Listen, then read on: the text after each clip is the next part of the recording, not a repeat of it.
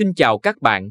Hôm nay, Hà Thanh sẽ kể cho các bạn nghe một câu chuyện cổ tích kinh điển về một nàng công chúa ngây thơ, một nữ hoàng ghen tị và một hành trình chứng minh rằng lòng tốt và sự trong sáng luôn chiến thắng cái ác. Nàng Bạch Tuyết và 7 chú lùn. Ngày xưa, một nữ hoàng xinh đẹp nhìn vào chiếc gương thần, hỏi nó mỗi ngày, gương kia ngự ở trên tường, thế gian ai đẹp được dường như ta. Trong nhiều năm, chiếc gương luôn trả lời, thưa nữ hoàng, người đẹp nhất trần gian này. Nhưng một ngày nọ, con gái riêng của nữ hoàng, một nàng công chúa tốt bụng và đáng yêu tên là Bạch Tuyết, lớn lên và trở nên xinh đẹp hơn. Khi nữ hoàng hỏi chiếc gương câu hỏi quen thuộc, nó trả lời, thưa nữ hoàng, Bạch Tuyết mới là người đẹp nhất trần gian này. Tức giận vì ghen tị, nữ hoàng ra lệnh cho một người thợ săn đưa Bạch Tuyết vào rừng, giết cô và mang trái tim của cô về. Tuy nhiên, người thợ săn đã cảm động trước sự ngây thơ của công chúa và không đành lòng làm điều đó.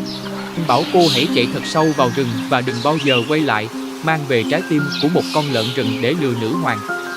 Bị lạc và sợ hãi, Bạch Tuyết lang thang qua khu rừng tối tăm cho đến khi cô tìm thấy một ngôi nhà nhỏ. Ngôi nhà đầy bụi bẩn và lộn xộn, nhưng cô cảm thấy có một sự thoải mái ở đó. Cô dọn dẹp ngôi nhà và, kiệt sức, đã ngủ thiếp đi. Ngôi nhà thuộc về 7 chú lùn làm việc trong một mỏ đá gần đó. Khi họ trở về nhà, họ ngạc nhiên khi thấy ngôi nhà sạch sẽ lấp lánh và một cô gái xinh đẹp đang ngủ bên trong. Lúc đầu họ có chút nghi ngờ, nhưng sau khi nghe câu chuyện buồn của cô, họ đã chào đón cô bằng vòng tay rộng mở. Bạch Tuyết sống với họ, nấu ăn và chăm sóc ngôi nhà nhỏ, trong khi các chú lùn trân trọng lòng tốt của cô và bảo vệ cô khỏi mọi hiểm nguy. Trong khi đó, nữ hoàng độc ác biết được từ chiếc gương của mình rằng Bạch Tuyết vẫn còn sống. Bà cải trang thành một bà lão bán hàng rong và dùng một quả táo tẩm độc lừa Bạch Tuyết cắn một miếng.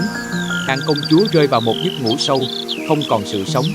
Các chú lùn, đau lòng, đã làm một chiếc quan tài bằng thủy tinh cho cô, không nỡ chôn cất vẻ đẹp của cô.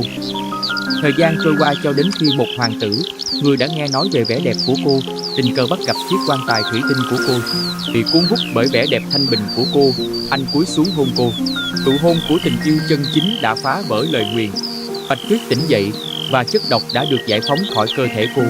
Hoàng tử đưa cô trở về vương quốc của mình, nơi họ kết hôn và sống hạnh phúc mãi mãi về sau. Nữ hoàng độc ác bị đánh bại bởi sức mạnh của lòng tốt và tình yêu, không bao giờ còn được nghe thấy nữa. Bài học truyền cảm hứng. Câu chuyện về Bạch Tuyết dạy chúng ta rằng sự trong sáng của trái tim và vẻ đẹp nội tâm mạnh mẽ hơn nhiều so với vẻ bề ngoài hay sự ghen tị. Nó là một lời nhắc nhở rằng lòng tốt, lòng trắc ẩn và những điều tốt đẹp chúng ta làm cuối cùng sẽ chiến thắng cái ác. Ngay cả trong những khoảnh khắc đen tối nhất của chúng ta, luôn có hy vọng, và tình yêu chân chính, dưới mọi hình thức, có thể phá vỡ những lời nguyền mạnh mẽ nhất. Cảm ơn các bạn đã theo dõi câu chuyện.